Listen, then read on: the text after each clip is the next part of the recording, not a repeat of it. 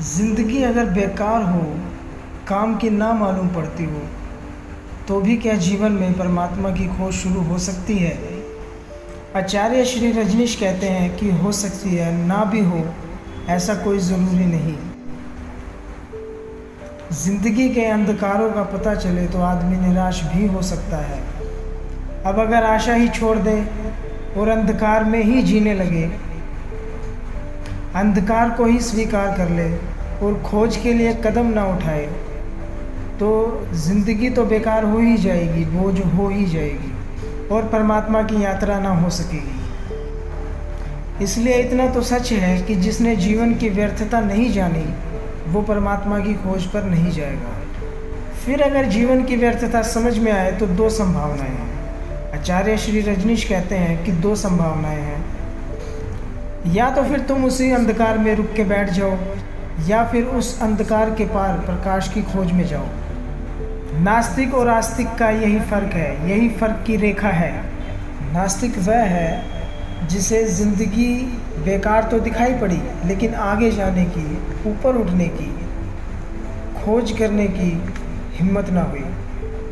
रुक गया नहीं में ही, हाँ की तरफ ना उठ सका और अंधकार को ही जीवन मान लिया और बात ही भूल गया परमात्मा की। लेकिन आस्तिक नास्तिक से आगे जाता है। आस्तिक के जीवन में भी नास्तिकता का भाव आता है, लेकिन वो उसमें रुक नहीं जाता, वो उसे पड़ाव ही मानता है और उससे मुक्त होने की हिम्मत करता है।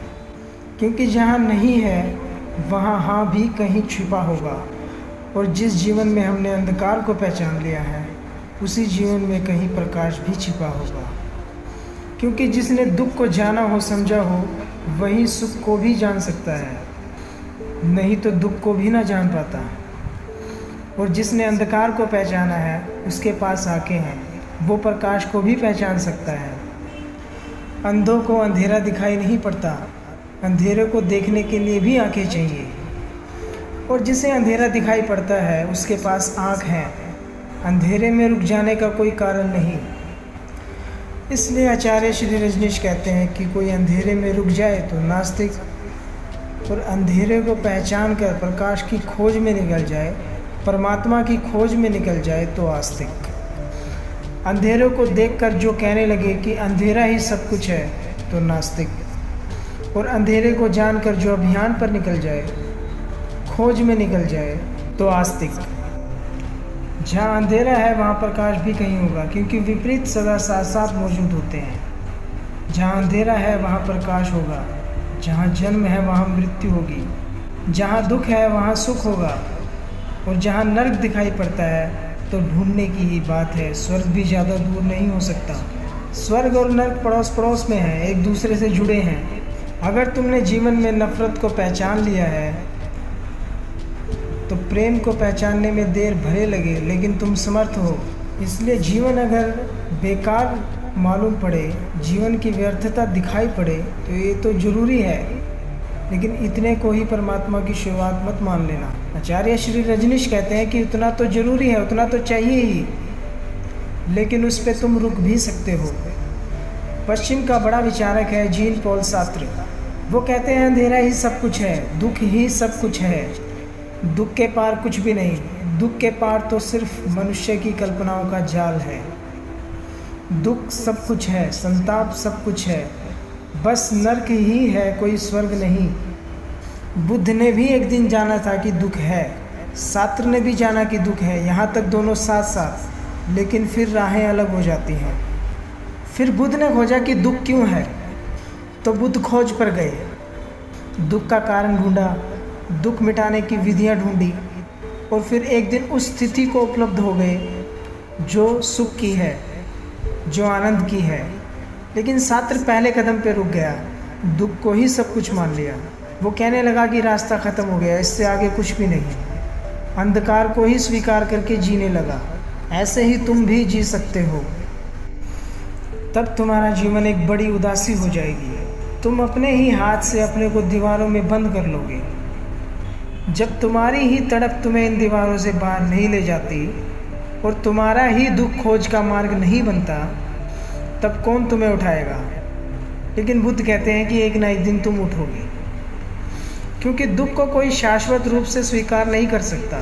कोई एक जन्म में छात्र हो सकता है, लेकिन हमेशा के लिए कोई छात्र नहीं हो सकता, क्योंकि दुख का स्वभाव ऐसा है कि उसे स्वीकार करना असंभव है। दुख का अर्थ ही ये होता है कि हम उसे स्वीकार ना कर सकेंगे, क्योंकि हमारा मन जानता है कि गहरे में कहीं सुख छिपा है। उसी आधार पर तो हम पहचानते हैं दुख को। शायद गहरी नींद में हमें सुख का कुछ स्वाद मिला है, क्योंकि गहरी नींद में हम वहीं जाते हैं जहाँ योगी समाधि में जाता है, जहाँ भक्ति भाव की अवस्था में पहुँचती है। गहरी नींद में हम उसी तल्लीनता को छूते हैं जिसे भक्त भगवान में डूब के पाता है। मगर थोड़ा फर्क है, हम बेहोशी में पाते हैं, भक्त होश में पाता है। और भक्त नाचता है, क्योंकि ये अनुभव उसने कोई बेहोशी में नहीं पाया, होश में पाया। तो कभी नींद के किन्हीं पलों में तुमने भी सुख को जाना है, इसलिए तो तुम दुख को पहचानते हो। शायद बचपन के दिनों में जब मन भोला भाला था, संसार से परिचित ना था, वासनाएं अभी जगी ना थी, कामनाओं ने अपना खेल शुरू ना किया था, तब तुम ताजे ताजे परमात्मा के घर से आए थे। तब शायद तुमने परमात्मा को जाना है, जाना था। तब शायद तुमने कुछ अनुभव किया था, तब तुमने उस तल्लीनता को जाना है जहाँ विराट सागर रह गया था, बूंद ने अपनी सीमा छोड़ दी थी। लेकिन अब भूली बिसरी बातें हो गई, इतना ही लोग कहे चले जाते हैं। अगर कोई तुम्हें तर्क युक्त व्यक्ति मिल जाए और कहे कि सिद्ध करो क्या था बचपन में सुख, तो तुम सिद्ध भी नहीं कर पाओगे, क्योंकि वो भी अब गहरी नींद जैसा अनुभव हो गया। अब सिर्फ याद ही रह गई, और खुद भी तुम्हें भरोसा नहीं कि बचपन में ऐसा कभी कुछ हुआ था। अब सिर्फ याद ही है, अब बस भूल ही गए, क्योंकि जिसकी हमारे जीवन से संगति नहीं बैठती, वो धीरे धीरे विस्मरण हो जाता है, वो धीरे धीरे भूलना शुरू हो जाता है। और आचार्य श्री रजनीश कहते हैं कि तुम सिर्फ उसी को याद रखते हो जिसका तुम्हारे मन के ढांचे से मेल खाता है। बेमेल बातों को हम भूल जाते हैं, छोड़ देते हैं। एक बड़ी पुरानी सूफी कथा है। एक फ़कीर एक जंगल में बैठा था। वो रोज़ एक लकड़हारे को लकड़ियाँ काटते हुए लाते ले जाते देखता था। उसकी दीनता, उसके फटे कपड़े देखकर फ़कीर को उस पर दया आ गई, क्योंकि वो लकड़हारा जब निकलता था वहाँ से तो फ़कीर के पैर छू जाता था। एक दिन फ़कीर ने उससे कहा कि कल जब तू लकड़ियाँ काटने जाए तो आगे जाना और आगे जाना। तो लकड़हारा बेचारा कुछ समझा नहीं, लेकिन उसने सोचा कि फ़कीर ने कहा है तो ज़रूर कुछ ना कुछ मतलब होगा। वैसे ये फ़कीर कभी कुछ बोलता ना था, पहली दफ़ा बोला है कि आगे जाना और आगे जाना। तो जहाँ वो लकड़हारा लकड़ियाँ काटता था जंगल में, थोड़ा आगे गया और हैरान हुआ, सुगंध से वो महक उठा। वहाँ चंदन के पेड़ थे, वहाँ तक वो पहले कभी गया ही ना था। उसने चंदन की लकड़ियाँ काटी, चंदन को बेचा और उस रात खुशी में रोया, दुख में भी रोया, खुशी में भी रोया कि अब तक मैंने ये चंदन की लकड़ियाँ काट कर बेची होती तो अब तक तो मैं करोड़पति हो गया होता, पर अब गरीबी मिट गई। दूसरे दिन जब वो चंदन की लकड़ियाँ फिर काट रहा था तो उसे ख्याल आया कि फ़कीर ने ये नहीं कहा था कि चंदन की लकड़ी तक जा और वहीं रुक जा, उसने कहा था कि और आगे जा और आगे जा। तो उसने चंदन की लकड़ियाँ ना काटी, वो और आगे गया तो देखा कि चांदी की एक खदान है। फिर तो उसके हाथ में सूत्र लग गया। फिर वो और आगे गया तो सोने की खदान थी, और आगे गया तो हीरो की खदान पर पहुंच गया। इसलिए और आगे जाओ जब तक हीरो की खदान ना आ जाए, और उसी को हमने परमात्मा कहा है। और आचार्य श्री रजनीश कहते हैं कि तुम भी लकड़हारों की तरह लकड़ियाँ ही काटते हो, और आगे चंदन के वृक्ष हैं, इन लकड़ियों की बड़ी सस्ती कीमत है। तुम विचारों में ही उलझे हो जहाँ लकड़ियाँ ही लकड़ियाँ हैं और बड़ी सस्ती उनकी कीमत है। थोड़े विचारों से मुक्त होकर चलो, आगे चंदन के वन है, बड़ी मीठी उनकी सुगंध है। थोड़े गहरे चलो तो समाधि की खदानें हैं, थोड़े और गहरे चलो तो निर्विकल्प समाधि की खदानें हैं, और थोड़े और गहरे चलो तो स्वयं परमात्मा है। योगी कदम कदम जाता है, कई पड़ाव बनाता है, सीढ़ियाँ बनाता है, लेकिन भक्त सीधा जाता है और परमात्मा में डूब जाता है। भक्त नाचता हुआ जाता है, रुकता भी नहीं, पड़ाव भी नहीं बनाता और सीधा परमात्मा में डूब जाता है। इसलिए योगी से ज़्यादा हिम्मत भक्त की है और नास्तिक से ज़्यादा हिम्मत आस्तिक की है।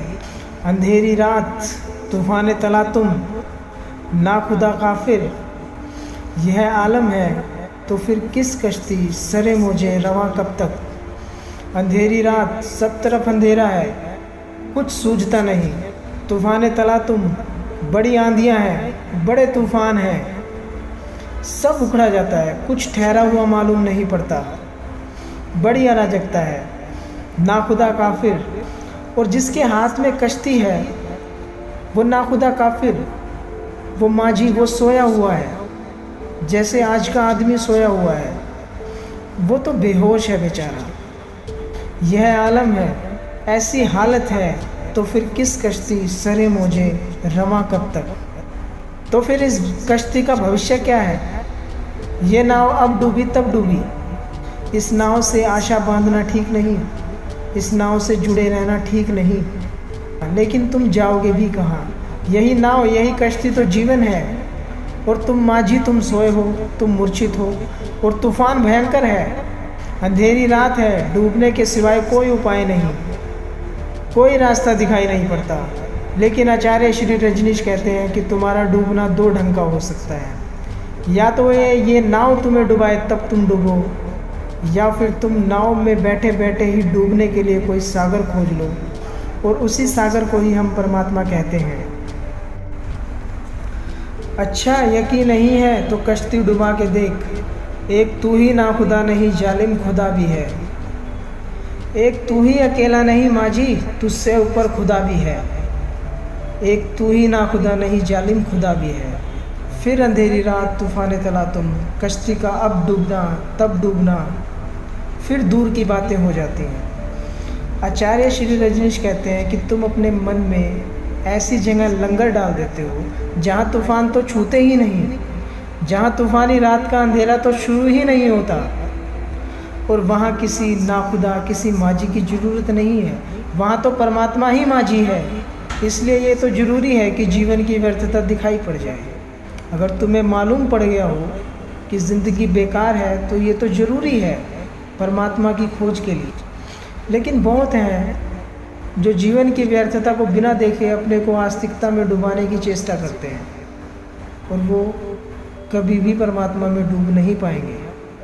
वे अपने को धोखा दे रहे हैं। जब तक तुम्हारे जीवन की जड़ें उखड़ ना गई हों, जब तक तुमने नास्तिकता के गहन झंझावात ना झेले हों, जब तक तुम्हारा रुआ रुआ ना कप गया हो जीवन के अंधकारों से, जब तक तुम ऐसी आस्तिकता की बातें करते हो, वो सिर्फ सांत्वना होगी, वो सत्य नहीं होगा।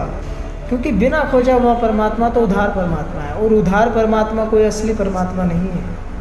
असली परमात्मा को तो तुम्हें अपने को चुकाकर, अपने को दान में देकर, अपना सब कुछ लुटाकर ही पाना होगा। वो तो जब तक तुम सूली पर ना लटक जाओ तब तक परमात्मा के सिंहासन तक नहीं पहुंच सकते। इसलिए आचार्य श्री रजनीश कहते हैं कि पहली तो स्मरण रखने की बात ये है, याद रखने की बात ये है, कहीं जल्दबाजी में आस्तिक मत बन जाना। और ये कोई जल्दी का काम नहीं है, बड़ी गहन प्रतीक्षा चाहिए। और ये कोई सांत्वना भी नहीं है कि तुम ओढ़ लो, कोई सांत्वना नहीं है, संक्रांति है, परमात्मा क्रांति है। सस्ती आस्तिकता तो कहीं नहीं ले जाती। सस्ती और झूठी आस्तिकता से तो सच्ची नास्तिकता बेहतर है। सच्ची नास्तिकता कम से कम उस परिधि पर तो खड़ा कर देती है जहाँ से चाहो तो कदम उठा सकते हो। झूठी और सस्ती आस्तिकता से तो कोई कभी कहीं नहीं गया, जा ही नहीं सकता। झूठी प्रार्थनाएं कभी नहीं सुनी गई। तुम कितने ही जोर से चिल्लाओ, तुम्हारे चिल्लाने से प्रार्थना की आवाज़ का कोई संबंध नहीं है। तुम्हारे हृदय की सच्चाई से, तुम्हारी विनम्रता से, तुम्हारे निरअहंकार भाव से जब प्रार्थना उठेगी तो पहुंच जाती है वो परमात्मा तक। और तब ज़रा ज़रा कण कण तुम्हारे अस्तित्व का संयोगी हो जाता है। पहले तो झूठी और सस्ती आस्तिकता से बचना, और फिर नास्तिकता अगर सच्ची हो तो उसको भी घर नहीं कर लेना, उसमें भी फंसे नहीं रहना। क्योंकि नास्तिक होना जरूरी है, नास्तिक बने रहना जरूरी नहीं है। ऐसी घड़ी आएगी जब अंधेरा ही अंधेरा दिखाई पड़ेगा चारों तरफ, कहीं कोई सहारा ना मिलेगा, राह भटक जाएगी। तुम बिल्कुल अजनबी की तरह रह जाओगे, जिसका कोई सहारा नहीं, एकदम एकाकी। और तब घबरा के नास्तिकता में ही बैठ मत जाना, क्योंकि वहीं से शुरुआत होती है परमात्मा की। यहीं से तुमने आगे कदम उठाया तो उपासना, भक्ति।